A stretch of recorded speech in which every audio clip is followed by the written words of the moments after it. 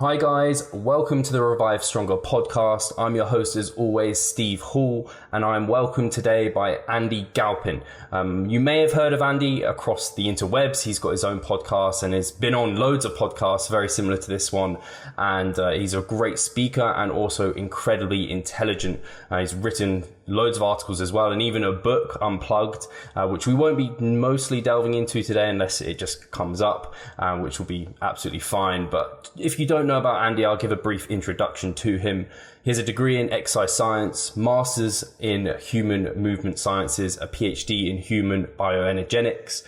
He's now opened up his own lab in biochemistry and molecular exercise physiology, and that's incredibly exciting. So he's doing loads of research at the moment and probably doing the most research on muscle fiber types, which is what we're going to be delving into.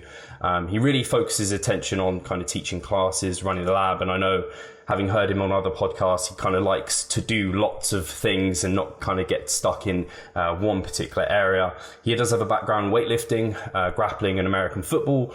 And at his heart, he is simply a storyteller and teacher, which I think kind of means you're a good person to interview for a podcast, because that is quite how they go. So I don't know if there's anything else you want to add there, Andy. Man, I think that's probably the most comprehensive intro I've ever been given in my life, so I can't add anything to that. Well, that's excellent. And if, I don't know, actually, we can start off with this. Is there anything exciting your lab is currently doing at the moment that you kind of can reveal to the audience? Man, I feel like everything we're doing in the lab is pretty exciting right now, so it really just depends. We have so many different wings that we are doing. We're about to probably submit in the next month or so our manuscript for the weightlifting fiber type study. We just got the twins fiber type, or the twins study that I've talked about a lot. That was just recently accepted and published about a week ago. So that's out there. We've got our epigenetics paper, which will be out very, very shortly as well. And then we've got a whole bunch of papers or studies that are in data collection right now that we've got some prelim data on. Some high intensity interval cycling, looking at fiber type specific responses in signaling proteins, and particularly the signaling proteins and the substrates rather that are responsible for the post-exercise anabolic window and things like that, and how they differ between the fiber types and between gender and things like that. So we've got a ton, man. It just really depends on what you want to talk about. No, definitely. And I guess, like we spoke off air, a lot of this, well, anything to do with muscle is applicable to people who are seeking to develop their own muscle tissue or hold on to it when they're dieting and things like that. So I think a quote I got from one of your articles that you wrote, I think it was for Renaissance Periodization, I'll make sure it's linked below, was that the most perpetuated myth is that muscle fiber type can't change with training. But I'd love to delve into maybe initially what the difference is between maybe a fast twitch and a slow twitch. What does that even mean? And the various in and outs of those fiber types that there are. And maybe actually we can start with that before I go on and ask a ton of questions and don't give you a chance. Well, be careful here, because anything to do with those guys at Renaissance Periodization, man, I want nothing to do with it. Just a bunch of jokers. No, they're great. It really, man, it depends on how detailed you want to get here too. So on the very surface level, a fast twitch fiber is implicit with its name. So it twitches or contracts faster than a slow twitch. And in fact, if you'd like, you can pop over to my YouTube page, and I've got about a 2.5 hour video where I trace the history of the nomenclature. So how we first developed or started to begin understanding that these fiber types were different, why the naming is what it is, and how it evolved, and why it's so confusing. Because it's actually very straightforward if you understand sort of the key to the whole puzzle. But if you don't understand that key, then it's like reading a figure or a map without the legend. Yeah. Right? It's impossible. Once you have the legend, you're like, oh, it's actually very, very simple. But again, at its most fundamental level, the fast twitch fibers contract with more velocity. They are often bigger, but not always. And we can certainly get into that if you'd like. The other things that differentiate fast twitch fibers, they tend to be more glycolytic, which means they're better at using either phosphocreatine and or the anaerobic metabolism, things like glycogen or glucose. Slow twitch fibers are the opposite, so they're far better at using oxidation, so whether this be fat or glycolysis. the oxidative portion of that, for contractile purposes. So they tend to be more of your what we call anti-gravity, postural, or maintenance muscle fibers. So their benefit is to not necessarily produce a tremendous amount of muscle force, but really to be able to contract for sustained periods of time. So think your soleus, think your spinal erectors, think the muscles that keep your head from falling on its face. So they need to be contracted at a low level, but for literally hours a day. So that is the very surface level. If you want to dive deeper, we can. If you want to move on, it's up to you. Yeah, I think for the purposes of what our audience needs to understand, I don't think they need to kind of know the ins and outs and the depths of the physiology there. Maybe they can go over to your YouTube channel if you really go into that, and we can make sure that's linked below. But I think a lot of people have kind of the conception, like you said, that you can't change them. And from listening to yourself, they are actually very plastic. In that, I think I heard, like, even from your diet, your training, your lifestyle, gender, all of these things influence them. And I'd love you to maybe delve into various aspects of this, maybe starting off with how even maybe your diet could impact things. Sure. So I would recommend you venture over to that article I did write for Renaissance Periodization. It is the most concise and extremely easy to understand the take of what's going on here, I think, anyways. We'll have to back up just a touch then to do that, because it's important to understand the argument about whether they change with physical exercise or training or nutrition. It's not even remotely close to debatable anymore. There are now thousands of articles. We now not only know they change, but we know the exact mechanisms. We know how it works. We know the molecular mechanisms. We know the signaling mechanisms. We know exactly what to do to cause it, what not to cause it. So it is as well developed as you could possibly imagine. It's not even debatable. And if you find someone that thinks there's a debate, it's extremely obvious that they don't really know what they're doing. They don't do this area. And there's no offense, like I'm sure I butcher shit all the time for neuro or cardiovascular stuff, but it's really beyond reproach whether this can happen. So I told you there are fast twitch and slow twitch. That's not exactly the whole story.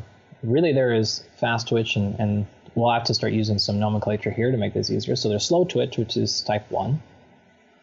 There's fast twitch, and in this context we call that 2A. And there's also a faster twitch, which is 2X. Now, some of you, maybe older listeners, remember hearing 2B, but humans don't have 2B. They only have 2X. So you have a slow, you have a fast, and you have a mega fast or ultra fast, however you want to think about that. Well, that's actually not the truth either. In fact, what it really is, and this is what I would, if this was a real muscle physiology podcast or something, we would talk about. I really don't even think that there is individual fiber types for the most part. It's really just a giant ass continuum. Right. And so anytime we find an individual fiber, it is somewhere within this continuum, being the far left being the slowest possible, being the far right being the fastest possible. Because what actually ends up happening is a huge percentage, and sometimes in most people, most of your fibers are not fast or slow twitch. They're what are called hybrids. So they're individual muscle fibers that are at the same time part slow twitch, part fast twitch, or part fast twitch, part ultra fast twitch, or even part all three. So we find fibers regularly that have all three, fast, slow, and ultra fast, in the exact same fiber. Wow. And in fact, I can break this news to you right now. I haven't told anybody this, probably. Oh, amazing. 3 people total ever know this. But my postdoc, Irene Tobias, and she's got several talks up on my YouTube channel as well, has recently identified, and I'm fairly confident this is an actual finding now, that we are finding some fibers that are hybrids, that are type slow, and type mega fast. But they don't have the fast twitch in there. I don't know what the hell that means, if that's important at all, but it's never been identified, so it's a brand new fiber type. And again, that really to me just further highlights the fact that this is all just one big continuum. We also know several things that the fiber, and if you remember anything about muscle physiology, the length of an individual muscle fiber can be very, very long. And so the example we give in an anatomy class all the time is the sartorius, which is that muscle that kind of runs from that front pointy part of your hip bone all the way to the inside of your knee. Oh, yes. Okay. It causes, if you were to, Google sartorius. It's too distracting here. But the point is, some people say that the fibers in the sartorius can run the entire length of that muscle, which means you can have individual muscle cells that are 6, 8, 10 inches long, maybe. Now, what we know is the fiber is not the same type the entire length of that fiber. So it might be slow twitch near the origin, might be fast twitch in the middle, and it might be slow twitch again, or a hybrid, or something else. And so again, I'm really trying to emphasize it really is just one big continuum. It's not these very distinct. So when you recognize that, then you understand it is that way for a reason. Is because the fiber wants to be able to be very specific to the task and demands. It comes all the way back to said principle. Right? It's a specific adaptation to an imposed demand. What are you telling me to do? What are you asking me to do? What are you not telling me to do? I will adapt so that I'm optimized to either save energy or maximize production. So, yes, in fact, our twins paper, I can tell you more about that, but this is a study that was just published or so a week ago with monozygous twins. So this means twins that have the exact same DNA, right? They're literally clones. And they had about 30 years of differing exercise history. And we saw in one set of the twins, this was an endurance runner, did Ironmans and half marathons and things like this, and had not stopped competing for 30 years. He was about 95% slow twitch.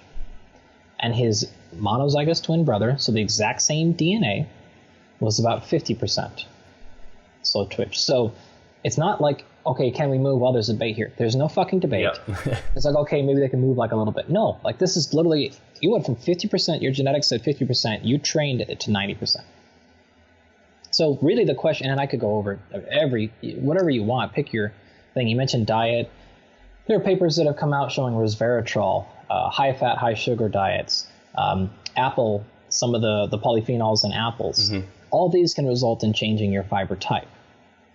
Now, not all that is in human yet. Some of that was in monkeys and some other things like that. And so don't take that too literal. Yep. Like, don't be like, oh my God, don't eat apples because I'll make such a fiber. Like, but I think the point is the fact that every single thing that you're ingesting in your body, in fact, carbon dioxide. So there's very clear evidence that carbon dioxide concentrations can change fiber type. No doubt. Every single thing in your body is responding to stimuli, up or down. And so all of it is and it is a constant mosaic. It's not sitting there. It is changing in response to every single thing you do. I would have to imagine there are tons of other variables we're simply not looking at that are resulting in fiber type change as well. Of course, your training is doing it. And so the answer to all of this really is it's not a question of if it changes. That's completely absurd. The question really now becomes you have unlimited plasticity. So how much your fiber type can change is unlimited. It only comes down to exposure. And us as biological entities, we die pretty fast. So given enough time or exposure, and exposure is a function of both time and load, right? How often, how much you're doing something, factor that into how long it's occurring, that is going to tell you exactly how much you're going to change. And then you're also prey to the curve, right? So at the beginning of changing stimulus, you're going to change more rapidly. And as you continue the same stimulus over time, the rate of change will slow. Yep. But that doesn't mean it doesn't stop changing. And so with that fundamental background, I think you can kind of understand what the game we're playing here. It's every single thing you do matters, probably your sleep. I guarantee you circulating testosterone, estrogen for both genders. All this stuff is playing a role in the composition of your fiber type. Fascinating. So very long answer, but there you go, man. No, I mean, absolutely fascinating. I think the idea that it's kind of on a continuum is really, really powerful, I think, for the listeners to kind of conceptualize and utilize that, and especially thinking about the sartorius. And I'm just picturing like a shredded bodybuilder, like with the quads and with the sartorius like coming down there. And yeah, it's a big muscle. So just the fact that along there, it can all be different. I know something that kind of, I think Brad Schoenfeld has spoken about is, I think it's more of a theory than necessarily an actual fact that he has, but it's kind of bodybuilders are bigger than powerlifters because they work within a range of kind of rep ranges, and they hypertrophy the fast and the slow twitch muscle fibers. And powerlifters, because they're just lifting in the heavy rep range, they're not so much hypertrophying every single muscle fiber. Is that something that you think is got any credence to it, or have we developed things since then? I think it was in his Max Muscle Plan book. Yeah, well, I'll give him a pass because the Max Muscle Plan book, I think, is fairly old. It's quite old. 8 or so years or something like that. So the answer to your question is yes and no. We'll start with the no. If you pay attention to any power lifter on the surface level, yeah, they do low repetition, high load stuff. But you would be very difficult. It'd be very difficult to find a powerlifter who didn't also do mega sets of 10, 12, 15, 20, sets of 100. Their accessory work is at extremely high volumes. And so I think it's very amateur to say that, oh, they don't do high repetitions like bodybuilders do. Yes, they do. They do a ton of it. Maybe not in the 2 weeks out before competition, but 8 weeks out, 10 weeks out, 12, they are doing a bunch of high volume stuff. Pay attention to any Elite FTS, go watch any Dave Tate, like what anything Louis Simmons has done, they're all going to talk about the just huge, really fatiguing stuff. Now, they're not doing it to extreme exhaustion multiple times a week in the same muscle group that bodybuilders are doing. So there is a scale there, but it's not like they're doing only sets of 1 to 3 all year round for a muscle. Like that's not happening. But, this is what happens when you take a bodybuilder fitness guy and you ask him to talk about real sports like powerlifting and weightlifting. I'm just kidding. I'm totally being sarcastic, giving Brad a bunch of shit here. But so the other part of it, though, I think he is true. In fact, we are in agreement. And the reason why I could make fun of him like that is because we are actually trying to work on a project together right now. Cool. We've actually submitted funding, application for a large amount of funding to do a project to really answer that question, because he and I are in agreement on this. I think there is very clear evidence, indirect, but I think it's strong indirect evidence that suggests a different repetition range probably does elicit fiber type specific hypertrophy. Cool. And this is the question, right?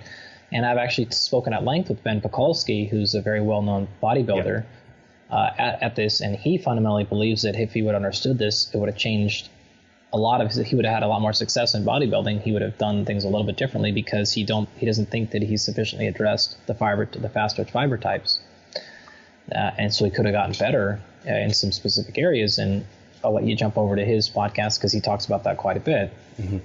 But yes, I do fundamentally believe that. And for those people that have maybe heard of this a little bit, some people say, well, it's a motor unit activation thing.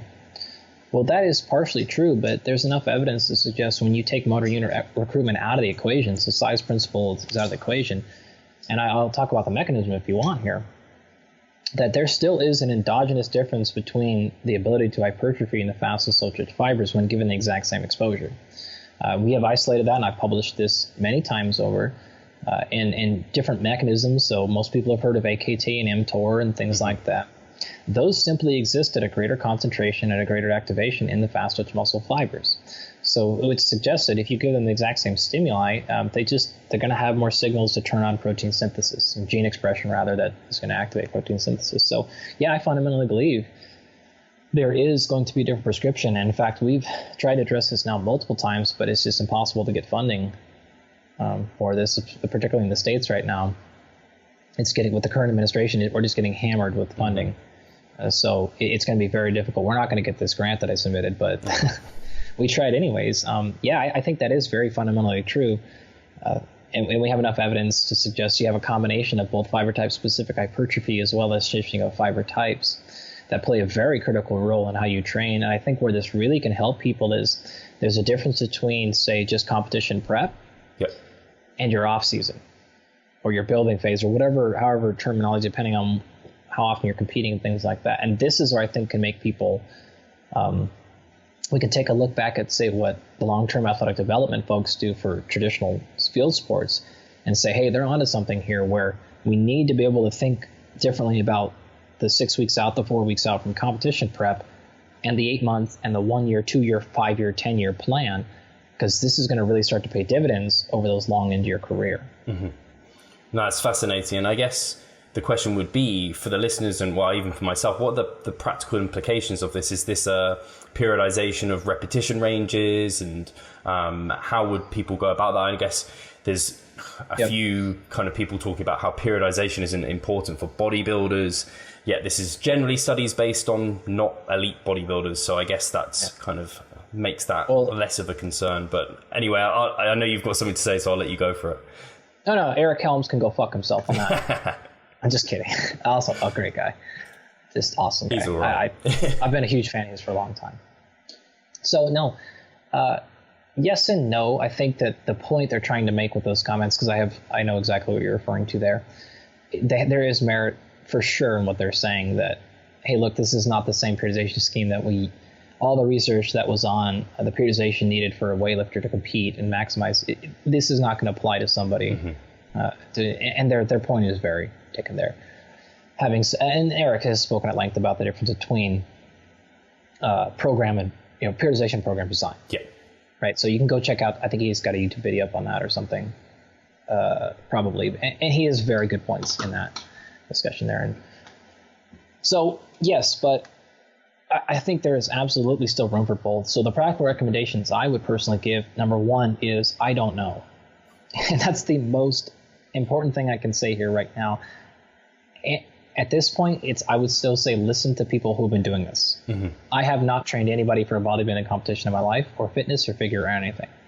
So I study muscle, I study athletes, I study human, but I've never done this with 5,000 clients over a 25-year career. Yeah. At this point, listen to those people. Do the best you can, but they're going to know more than I am because I don't know. This is theory. But having said all that, I think what to me this means, this is based on my work directly with athletes in other sports, a lot of them, and the evidence base and all the practitioners I consult with. A couple of things. I think it's really important to introduce variety into your food. The way you eat, the style you eat.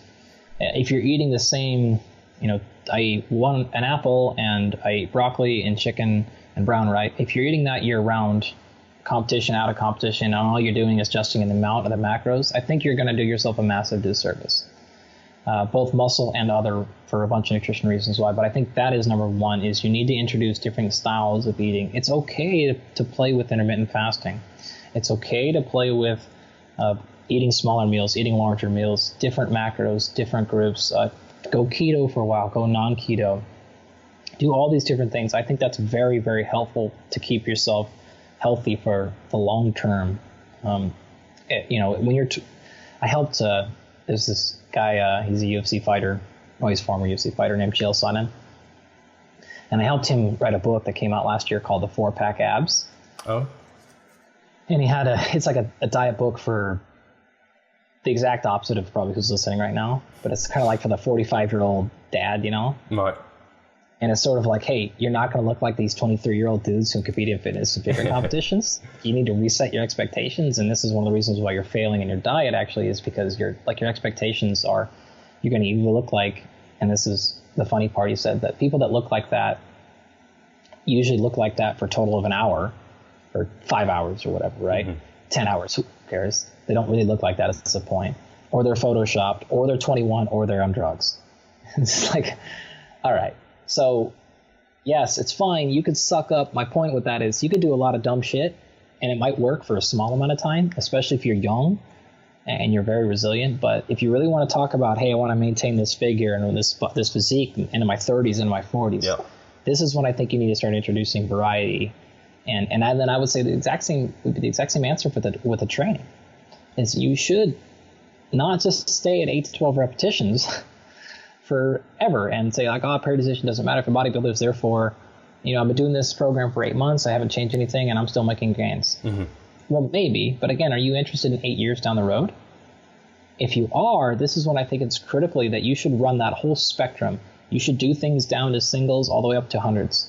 You should do some interval training. You should do some circuit training. You should do some conditioning work, different types. You should do some strongman training. I think strongman training would be very, very important for these things. To maintain just a ton of different things. And I think this is going to keep your muscle very, very healthy. So that way, when you say, hey, cool, I've got this competition 6 months from now now all of a sudden you can dial right back into your physique training. You can go right back into your diet that works for you really well. Boom. But you're set up, you're healthy, you're balanced.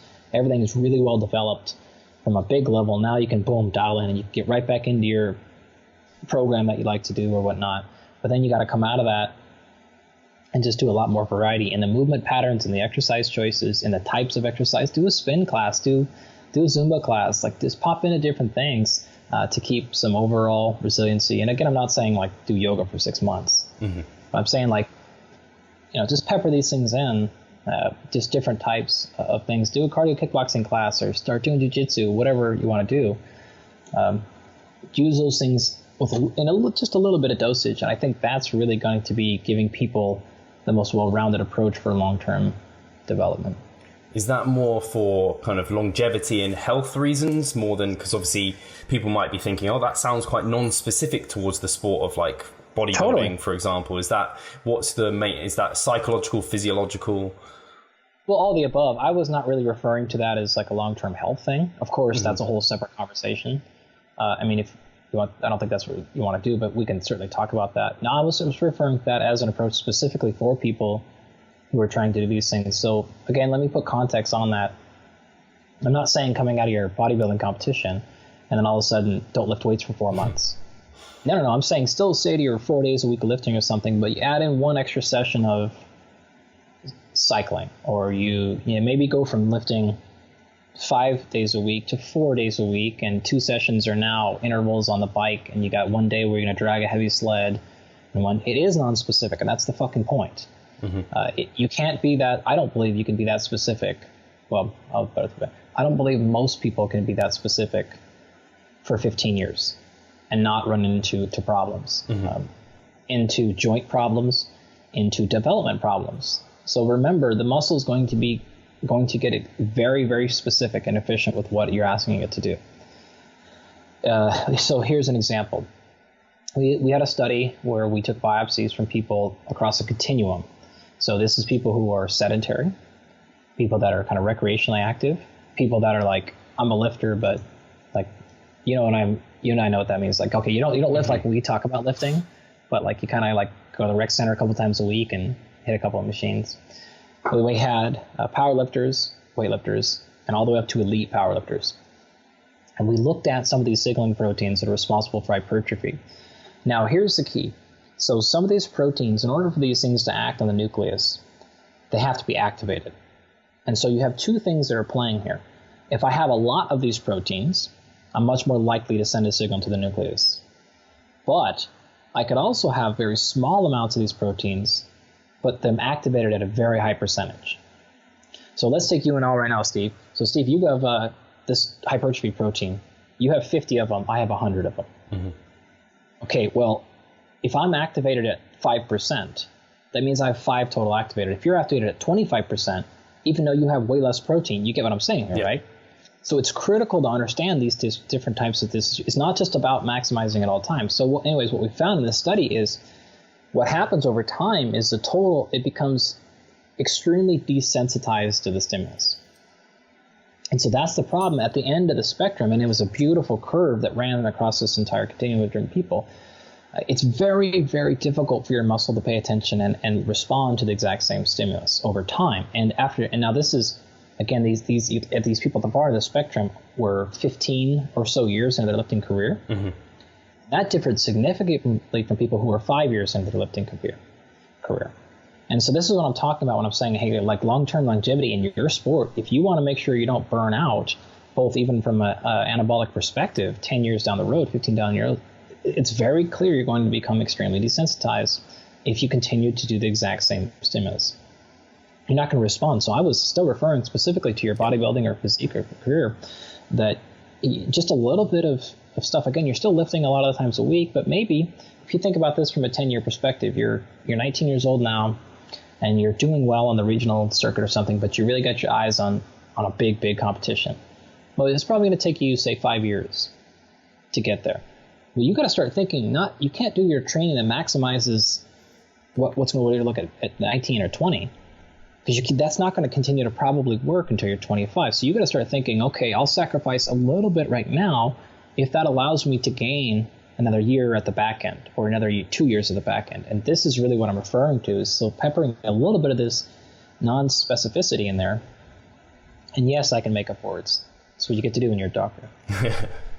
No, I think is helpful. So that's kind of what I'm referring to. No, it sounds very familiar in some ways in terms of like staleness or accommodating resistance. We've kind of heard of these things, and something some bodybuilders do within their periodization. I think Brad even may well do this himself, is kind of at least go through lower volume periods of time where they are training maybe not doing their like isolation calf work and stuff. They're just lifting like a powerlifter, maybe, like Sure. they're just using that as a way to, because a lot of bodybuilders, I think, when you're talking about, oh yeah, go and do some yoga or this, they're thinking, no way, I can't do that. But they might get into like lifting heavy or something like that. So yeah, but so you got to also think here, like, you have to take some logic here. Again, people that are oftentimes athletes, and I'll still call bodybuilders athletes in this frame. It's so deferred gratification is so hard. yes, Right? Like, you have to step back and think, okay, listen, fuckface, over your 12-year career, you think if you took 2 months 8 years ago and stepped away a little bit and did some other physical activity that wasn't specifically lifting, you think that's really going to make that big a difference at the end of your 12 years? Like, come on, like, you have to honestly look me in the eye and think that makes a difference. And you can't do that with a straight face. Like, you can't do this on honest eye. So when I'm saying these things, like, my response is, you're being a baby. Like, you're being a child right now. Like, I can't think of it like, oh, okay, that's because you don't have a healthy relationship with what's going on. Yeah. You need to have a better, whether that's you got mental stuff going on or something else, but you have to be honest and realistic that says, like, if I took 6 months, if I took, let's say, 6 weeks, and instead of lifting 4 times a week or 5 times a week, I went to 4.5 times a week, or I went to 3 times a week, and one of those days I still lifted, but I did strongman, or I did a little bit of other stuff. Again, I'm not saying take 2 years off and do yoga. If you honestly think that will kill your gains, I think you're going to have struggle through your career. Mm-hmm. It's going to be a tough go for you. So, like, you just have to be a little more realistic about that. Now, if you're like, hey, I just love lifting, I get it. Like, cool. But your body needs this. You do a lot of other stuff you don't love doing, like eating broccoli all day with no flavor on it because you don't want to avoid calories. So it's the same thing. You have to give up something, right? And if you love lifting like you love ice cream, well, you give up the ice cream. So sometimes you have to give up a little bit of what you love over here too to get what you want.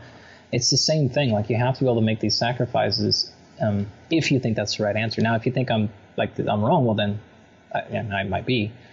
But in general, you're probably going to need some variation. Mm-hmm. No, I think this is what's going to help develop all the fiber types across time anyways. Yeah, I think it's accepted among, like you were talking about, how we should listen to the practitioners who have coached thousands of clients and things. I think it's fairly well accepted among them to have these sort of elements of variation at times, where I think John Meadows is a fan of taking extended time off during the season for that exact reason. And yeah, I think it's very similar to trainees who, and I think it is, that's real talk in terms of they have a psychological kind of need to train, and it's like they don't want to take a deload or things like this. This has often happened, and where once you've done it, you realize it helps so much. And I know every time I've gone through periods of time where I'm not pushing it, like my physique training style, I always come back feeling much, much better, just like I do after a deload. And I don't know if, Andy, you have any ways of thinking where people might see this creeping in. Is this, they just don't progress as well as they normally would? If they're progressing fine, do you think they don't maybe have to go through something like this? Well, both of that. Yes, it could be a progression issue. The difficult part about this is I don't think they're, unlike overtraining, which there are a little bit more clear signs and symptoms of. I don't know if this would be a fatigue, plateauing could be it, but there could be a lot of other factors going on with that too. Could be diet, could be sleep, could be mental. These other things could be going on. But that could be certainly one sign of it. I think that's you have to be very careful with what you said at the second end there, which is, well, as long as I'm progressing, just keep doing what I'm doing, right? Be very careful there, because again, as I mentioned, when you're 22, everything works. Like, trust me, I played college football as an athlete. Every fucking thing works. Mm-hmm. Everything works. You just continue to get stronger and bigger, and everything's great. And all that back injury you had that killed you, you're out 3 weeks for. When you turn 30, you're out 3 months. When you turn 40, you're out 3 years. So, like, trust me, everything works when you're there. So just because it's working when you're 18, 19, 21, 24, and your diet's optimized and you don't have kids yet, and you get to sleep 11 hours a day or 9 hours a night plus your nap, yes. But if you're interested, again, being in this longer than the next 6 months or 2 or 3 years, you have to be realistic that there's a difference between working and optimal. Now, optimal is a bit of a fallacy. We'll never know that, but we can certainly say is, hey, this looks like a better practice for most people. And you might be the one miracle person, but probably not. So you can roll the dice on you being a miracle, or you can say, hey, look, most people are doing better success doing it this way. I'm probably like that too. Mm-hmm. So, I mean, no, but most people don't. It completely rings true to me. And I just think some people, and probably some of our listeners, kind of need to hear it. And so I love hearing you talk. Here's what I would say is, I'll give you a bit of a rule of thumb. If you can look back in the last 6 months and say, I haven't really made any substantial changes in my training program, it's time to change. Right. I mean, again, unless you got a competition in the next 4 weeks, then don't make changes that drastic, that close to competition, ever. But if it's like, hey, I don't have anything on the books yet, or I have at least 3 months before my next thing, then it's really, really time to say, okay, look, I haven't done anything like this, and it can still be lifting based. Just make it more, whatever, circuit based, or make it whatever. Like, again, I keep saying strongman. I think it's fantastic for things like this, because you can do lifting based things. You can still get after it. You can still get that thing, and you know what I mean when I say that thing. But it just doesn't have to be like 6 different isolation exercises for the soleus. Okay, great. Let's move more. Let's do dynamic things. Let's do whatever happens to be, where the body just starts to move in angles and the muscles contract a little bit differently than they have, and there's a little bit of isolation going on, and it's isometric contraction, partly with a little eccentric thing, and then it's got and it's just going to move it a little bit differently, and the stimulus is there. So that's what I would say is, if you like look back and you say, oh, well, I totally have changed my program. It's way different because I used to do 8s and now I'm doing 13s. Like, okay, that's still pretty similar. You really haven't made a change. Let's go to 50s. Let's go to 100. Let's do a little CrossFit thing. You know, let's just do a month, 3 weeks of CrossFit. Okay, great. Yeah, it's gonna be. Who cares about the pull up and all that, well, gymnastics stuff? But just something like that will be a very big difference, and it will change the muscle quite a bit. So I would do that. And if it's like, hey, look, you got 52 weeks of the year, and for 3 weeks of it you did CrossFit, like, you think that's going to change? Mm-hmm. You still did 49 out of 52 weeks on your way. I think you're going to be just fine. So, I mean, and unless you're competing for Mr., or for the Arnold Classic title or something, I think this is probably good advice for most people. No, I think so. And I think it's difficult because people hear the key is consistency. So they're thinking, oh, my training, my nutrition needs to be the same over and over again. And you're kind of not, I don't think you're saying the key isn't the consistency. It's just they're almost interpreting that phrase a little bit wrongly, potentially. Yeah, you did that very well. Thank you for that. That's a very good clarification. Yes, absolutely, I'm agreeing with you, but let's reframe and identify what we mean by consistent. Consistent doesn't mean literally the same thing over and over again. Mm-hmm. Like, this is consistently being pretty good. Like, we're consistently good. This means we're not going 2 months just giving our diet to shit. This means we're not going a month without ever doing anything. So this is still consistent. Again, if we zoom out and say, well, was it consistent over 5 years? Well, yeah, if you trained pretty good for 45 to 52 weeks over 5 years, and you add those numbers up and you start saying, well, shit, I was consistent for 200 out of 210 months. That's pretty damn consistent. That's a 95% rate. Like, that's very, very, very consistent. So that's what we have to think about. Missing a half a day is not going to do it, or, and so over the course of 4 weeks, if you miss a day, that hurts consistency. But when you start looking at this over the course of the year, then those percentages get very, very, very high. And people get, again, this false sense of, I think I said this on, I'm trying to remember because I got just a ton of blowback for this one. Because I think I said this on Joe Rogan's podcast when I was on there. But oh, wow. I'm like, do you really think muscle is that special and that precious that it really knows the difference between 9 reps and 10? Like, really? I mean, think about how physiology works. You think it really knows the difference? Of course not. Of course not. So when you start to think, like, do you think it really knows the difference between you working out 50 weeks and 51 weeks a year? Mm-hmm. Come on. Like, it just, there's no way that it's that specific. It has so much, so many different things that it's responsible for, and so many different things that it's trying to do to keep you up and moving, that, like, that's not the level of specificity that you need. That's not, in fact, that I would argue, again, that's probably bad. That's too much. So yes, consistency. And again, thank you for clarifying that. I'm not saying just like, just randomly do shit all over here. That would be CrossFit, right? Like, the opposite of programming, mm-hmm. The opposite of planning, but just not being overly specific. And I think I have a quote from you saying, I mean, the most important variables for growing muscle, and one of them was consistency, and the others were be hardworking and adaptable. So I don't know if you want to go into the hardworking and the adaptable thing, especially the hardworking one, because I think some listeners might be thinking, well, that sounds like you're going easy by doing something like you're not your physique training and not you're sticking to your diet. Whereas actually, I think it's almost the opposite. It's kind of harder to take a step back. Yes. Again, I'm in full agreement with what you're saying. We've already addressed that one piece of it, which is consistency and patience. Mm-hmm. You give it time, it's going to be there. And of course, the variables have to be right. You got to be in a caloric surplus. It has to be available amino acids, like et cetera. There, you can't just be super consistent and not eat, and you're not going to grow muscle. That's not going to work. But yeah, hard working is all those things. I say this all the time when I talk to the sport, like NFL guys and college football. It's not hard to motivate, to be a strength and conditioning coach for a Division I football team, to motivate them on max out days. Yeah. Because most of the reason, probably most of the guys or girls are Division I athletes because they like that stuff anyways. It's not hard. I don't need to play Metallica. Like, they're up and going. But it's really hard to do recovery Saturdays. Yeah. It's really hard to come in Saturday and do the maintenance stuff.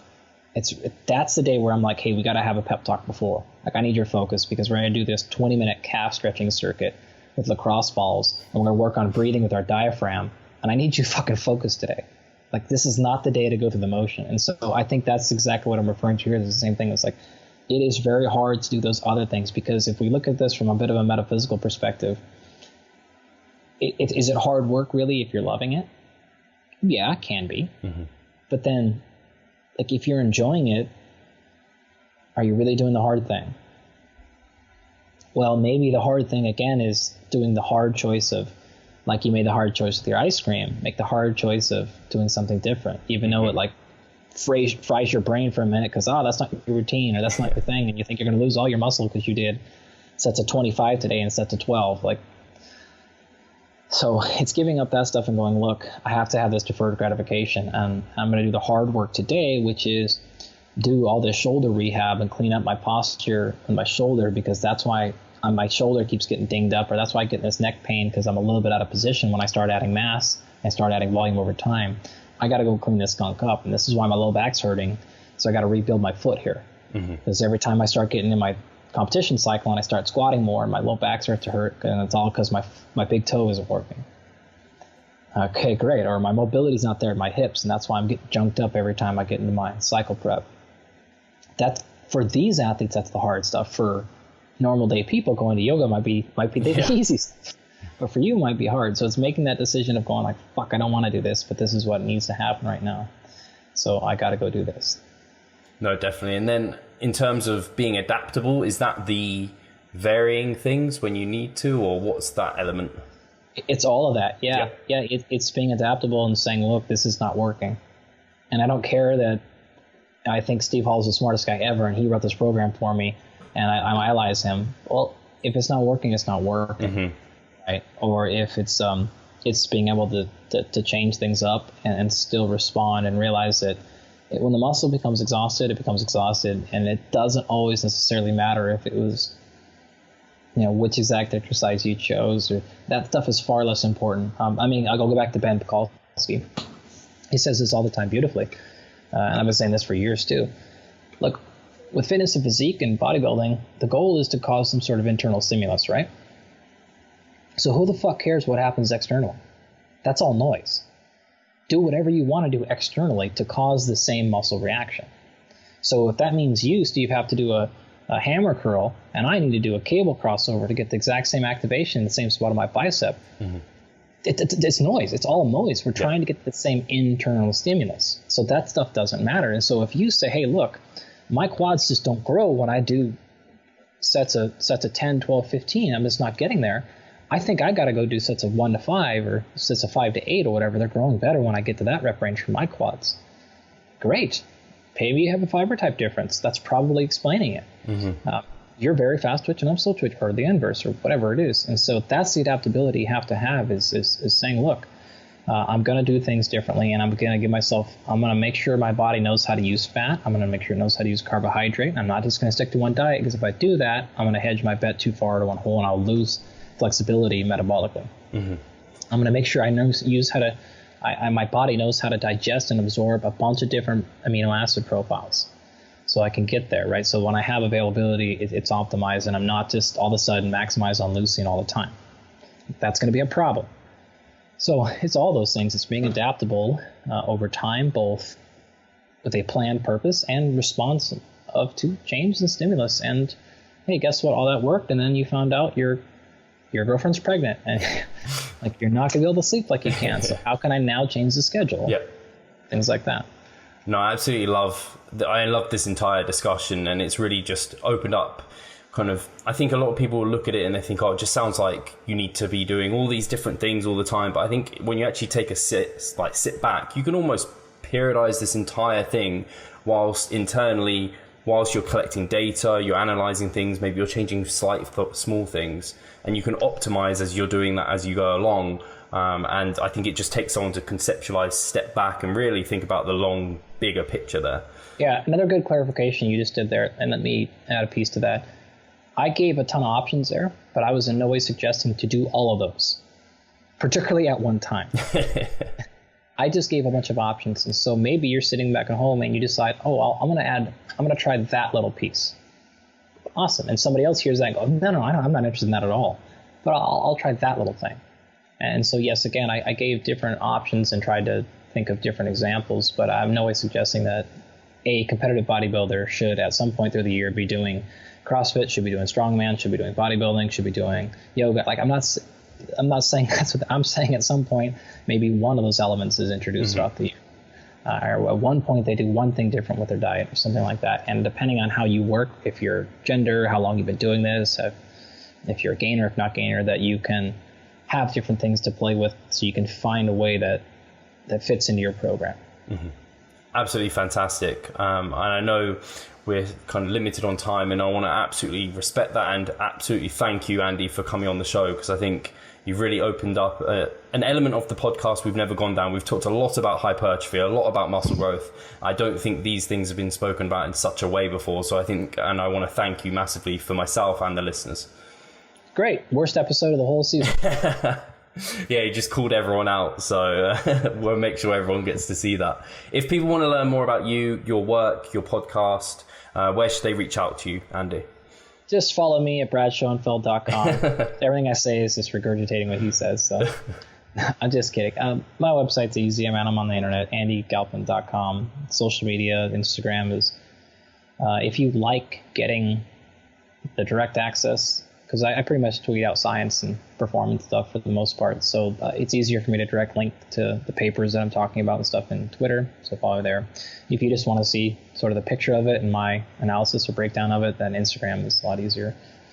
So just Dr. Andy Galpin on both of those. But I swear to fucking God, if you follow me on Instagram and then get pissed that I don't have a direct link in my bio, I'm blocking your ass. God, Google the title. Perfect. And I'll make sure that's all linked in the description below. And I have to say, the perspective you have on studies and things is always fascinating for me. So yeah, I recommend giving Andy a follow. So once again, thank you, and thank you all for listening.